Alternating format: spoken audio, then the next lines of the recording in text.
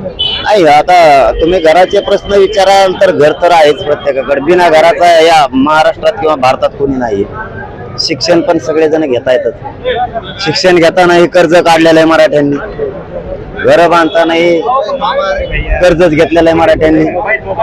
त्यामुळे सगळं बांधलंय म्हणजे कर्ज घेऊनच बांधलंय. शेवटी बांधलं जरी असेल तरी, शिक्षण केलं असेल तरी कर्जच घेऊन शिक्षण केलेत. तुम्ही आणखीन काय वस्तू घेतल्या म्हणलं तर कर्जाशिवाय ते घेतल्याच नाहीत. मराठा हा मागासच आहे.